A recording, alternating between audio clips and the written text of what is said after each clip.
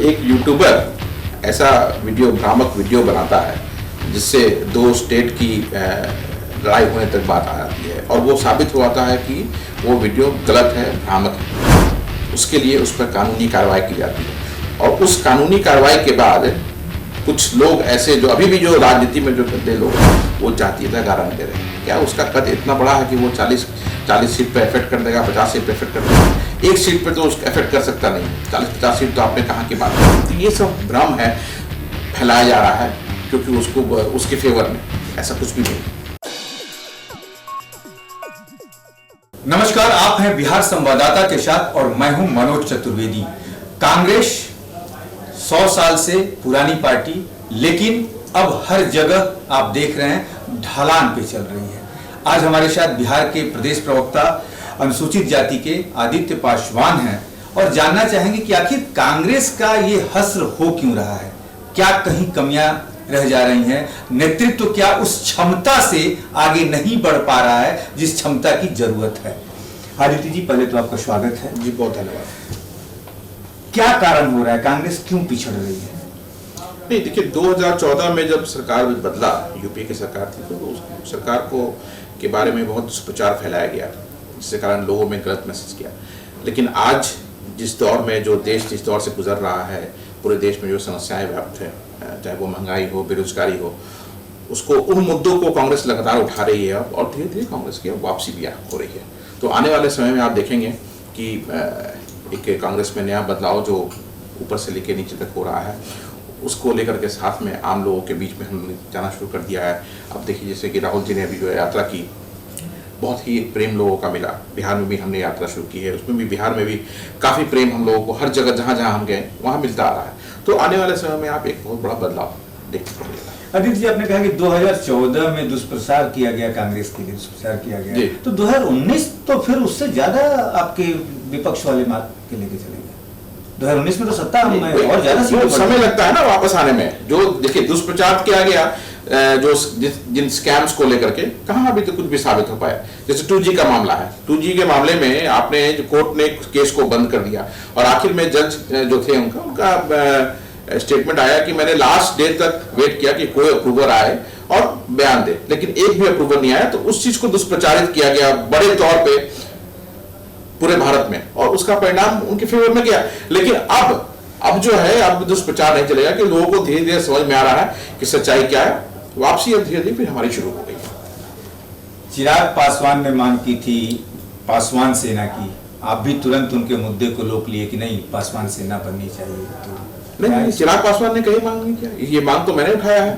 चिराग पासवान तो जब मैंने मांग किया तो हमारी बातों को उन्होंने हाँ में हाँ मिलाया, उन्होंने कभी मांग नहीं किया। पासवान रेजिमेंट का गठन जो भारतीय सेना में करने के लिए, वो मैंने मांग उठाया है इसको, वो उसमें चिराग पासवान जी। आदित्य जी, ये नहीं लगता कि पासवान सेना, करनी सेना, ब्राह्मण सेना, सेना में इन सब जातिवाद की जरूरत नहीं पड़नी चाहिए? सेना तो सेना होती है। नहीं, ये कुछ लोग का कहना है कि इन सब बातों से सेना में जातीयता होगी। तो अगर ऐसी बात है तो भारत की सेना में पहले से राजपूत रेजिमेंट है, गुरखा रेजिमेंट है, जाट रेजिमेंट है, सारे रेजिमेंटों को हटा दीजिए, उसे भारतीय सेना कर दीजिए, तो हम भी अपनी मांग को नहीं मांग रखेंगे फिर तक। तो जब वो है तो ये क्यों नहीं? इसलिए हमारी मांग बिल्कुल तथ्य वाली मांग है और इसका होना चाहिए गठन, और हम इसकी तैयारी बड़े रूप में कर रहे हैं। बहुत जल्दी सड़क पे इसके लिए आंदोलन बिहार में आपको दिखेगा। तो आदित्य जी, इसका मतलब तो ये होगा कि जब आप अनुसूचित जाति, अनुसूचित जनजाति से जब मान लीजिए मान भी सरकार ये बात मान लेती है, तो फिर वहां भी आरक्षण की बात होगी, 50% आरक्षण वहां भी मिलना चाहिए। तो सेना में क्या कहीं असंतोष की भावना नहीं फैलेगी इस पे? नहीं, बिल्कुल नहीं फैलेगी। देखिए, जो रेजिमेंट होता है, रेजिमेंट का गठन उस समाज के सम्मान के लिए होता है, उसमें सभी रहेंगे। ऐसा कुछ भी नहीं है जैसे महा रेजिमेंट जब था, या जाट रेजिमेंट है, राजपूत रेजिमेंट है, तो सभी वर्ग के लोग उसमें हैं। ऐसा कुछ भी नहीं है कि सिर्फ एक ही वर्ग के लोग रहेंगे। वो रेजिमेंट का गठन मतलब उस कौम को सम्मान, इसीलिए हमने इस मांग को उठाया है।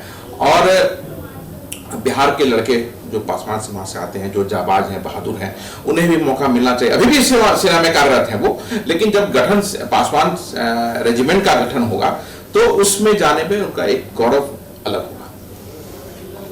चिराग पासवान अपने आप को बिहार के में पासवान का नेता मानते हैं, और एक तरह से कह लीजिए तो पासवान बिरादरी उनके पिताजी के साथ ही चल रही है, उनके साथ साथ। अब आप भी मान लीजिए आए हैं उस बिरादरी से और प्रदेश में एक अच्छे पद आपको मिला है, कितनी तैयारी उनके साथ टक्कर में आप ले रहे हैं?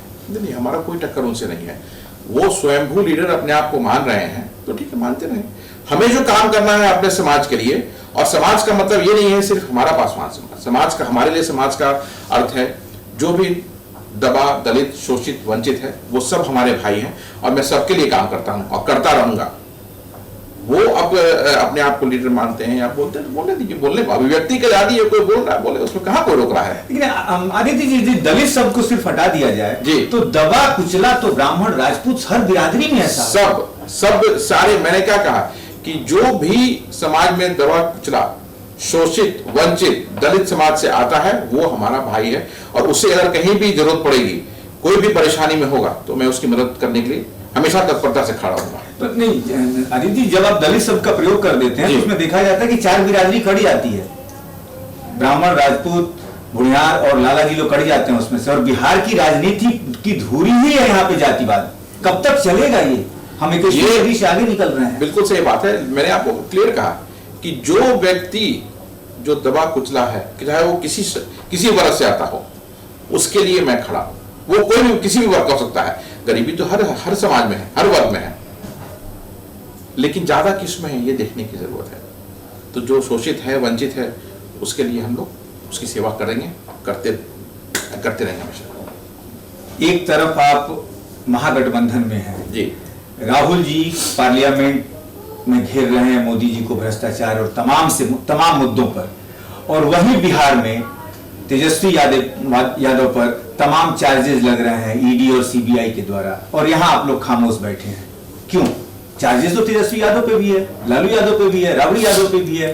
तो आप एक तरफ बिहार में राज्य में समर्थन कर रहे हैं और केंद्र सरकार में कहीं भ्रष्टाचार को घेर रहे हैं आप मोदी जी को। ये दोमुहा लड़ाई कब तक चलेगी? क्या साबित हो गया कि तेजस्वी जी पे जो चार्ज लगा है वो कोर्ट से साबित हो गया? क्या साबित तो नहीं हुआ, चार्जेस तो लगे। चार्ज लगाने से क्या होगा? ये तो जब सरकार में हम थे 2017 में भी, जब तक हमारी जो सरकार थी, तो उस वक्त भी छापा पड़ा होगा, साबित क्या हुआ? फिर आज जब हम सरकार में हैं, सब साथ में हैं, तो फिर आज ये ड्रामा शुरू हो गया है। साबित क्या हुआ? छापा मारने से अगर कोई अपराधी अगर साबित हो आता है तब बताइए हम, लेकिन वो तो कोई पैमाना नहीं है ना। मतलब कहने का ये है कि जब आप सरकार में रहते हैं तेजस्वी यादव के साथ या लालू के खानदान के साथ, तभी छापे पड़ते हैं।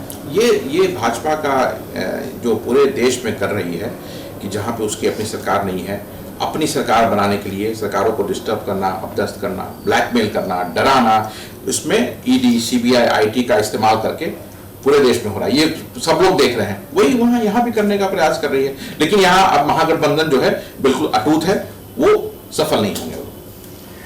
अभी बिहार में कुछ 2 दिन पहले तमाम जिलों में ओलावृष्टि और सब कुछ हुआ है, और किसानों की फसल एक तरह से 90% खराब हो गई है। क्या केंद्र सरकार से बिहार सरकार जो है महागठबंधन कुछ स्पेशल पैकेज, या आप लोग क्या किसानों को बचाने के लिए क्या करेंगे? आप सबसे बड़े वोटर जो हैं, चाहे किसी पार्टी के हो, किसान हैं, गाँव के लोग हैं। देखिए, इसमें अभी आकलन चल रहा है और आकलन करके जो भी नुकसान होगा उसको राज्य सरकार भरपाई करने का पूर्ण कोशिश करेगी। हमने पहले भी किया है और आगे भी करेंगे, जो क्योंकि कोई भी हमारा किसान भाई उसको नुकसान नहीं होना चाहिए। ये राज्य सरकार उनको मदद करने जा रही है, उसका आकलन शुरू हो चुका है, पहला चीज। दूसरा है कि अब ये बिना मौसम के जो बारिश हो रही है, ओलावृष्टि हो रही है, इसके पीछे देखने की आवश्यकता है, जिसका रीजन ग्लोबल वार्मिंग है। और ग्लोबल वार्मिंग के लिए पूरे विश्व में काम हो रहा है, इंडिया में भी बहुत जोरों से काम इसके और हो रहा है। जो ग्लोबल वार्मिंग जो ग्रीन हाउस गैस इमर्शन जो है उससे होता है, CO2 जो कार्बन डाइऑक्साइड निकलता है उससे होता है, उसको रोकने और कम करने की जरूरत है, ग्रीन बेड को बढ़ाने की जरूरत है। अब देखिए 44% जो है CO2 का, जो कार्बन डाइऑक्साइड का उत्सर्जन जो है वो आपको पावर जनरेशन यूनिट से होता है। 30% जो है वो आपको मैन्युफैक्चरिंग और कंस्ट्रक्शन के जो काम होते हैं उससे होते हैं। एक सेक्टर जो जिसकी तरफ आमतौर पर लोगों का ध्यान नहीं जाता है, लेकिन बिहार सरकार उस पर काम करना शुरू कर दी है, वो है आपको जो एग्रीकल्चर और सेक्टर में और लाइव कैटल फीड, उस सेक्टर में जो 19% का उसमें कंट्रीब्यूशन है CO2 एमिशन जो होता है, इसलिए कि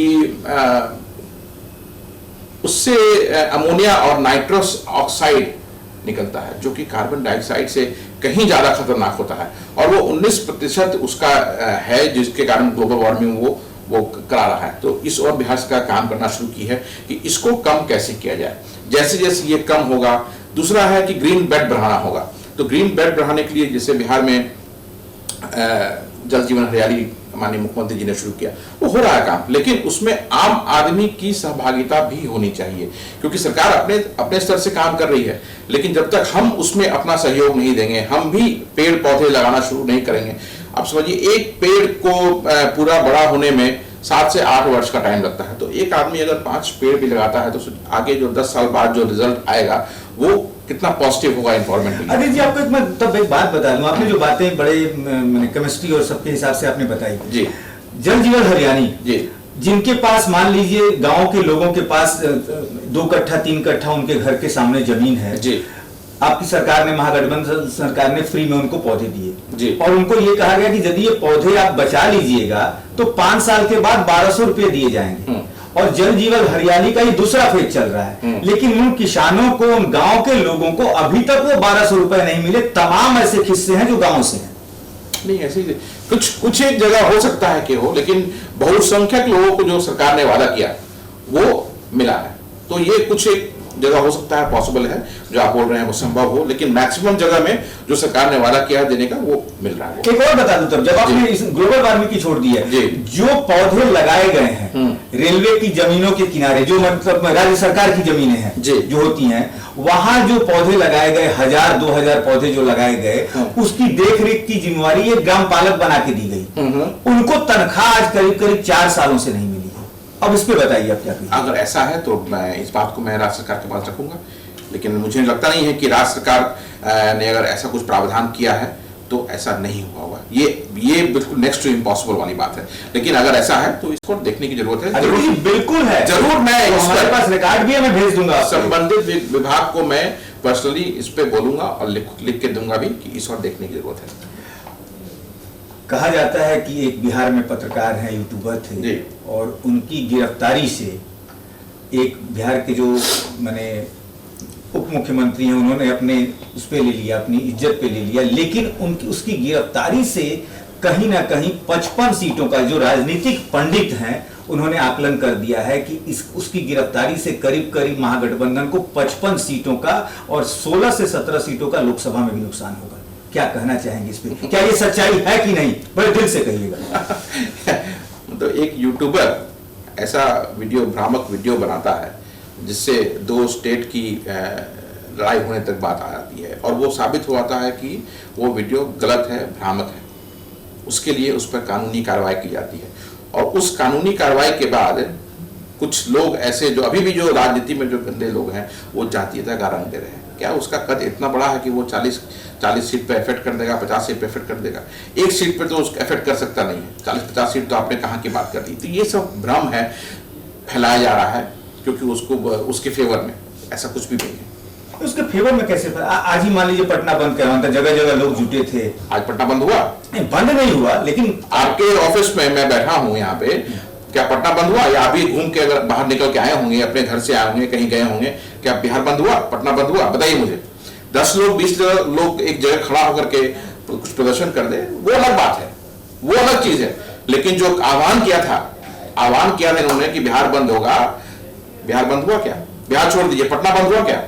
अभी युवा कांग्रेस जो है इनकम टैक्स पे धरना प्रदर्शन कर रही थी, वहां तमाम आपके जिले के बहुत से नेता थे जी। नीतीश कुमार कहते हैं कि मैं प्रधानमंत्री तो बनूंगा नहीं, लेकिन महागठबंधन के 17 जो दल हैं उनको एक मंच पर लाऊंगा जी। राजनीति एक ऐसा दरवाजा है कि हमेशा खुला रहता है सबके लिए, समय के अनुसार वो दरवाजा बंद होता है और खुलता है। जी जी।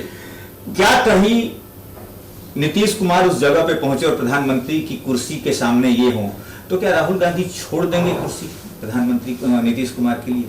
या क्योंकि वहां के आपके नेताओं ने कहा कि नीतीश कुमार डफली बजाते रहे बिहार में बैठकर, हमारे राहुल गांधी प्रधानमंत्री बनेंगे। नहीं, ये बात तब की बात है, उस वक्त देखेंगे। उस पर अभी कुछ भी बोलना ये सही नहीं होगा कि कब तब क्या स्थिति बनती है, क्या होगी, तब इस पे बात करेंगे। अभी राहुल गांधी छोड़ेंगे या नहीं छोड़ेंगे, नीतीश कुमार प्रधानमंत्री बनेंगे या नहीं बनेंगे, इस पे बोलना बिल्कुल भी कोई औचित्य नहीं है। मुझे नहीं लगता है कि मैं इस पे कुछ इस पे कमेंट करना चाहूंगा।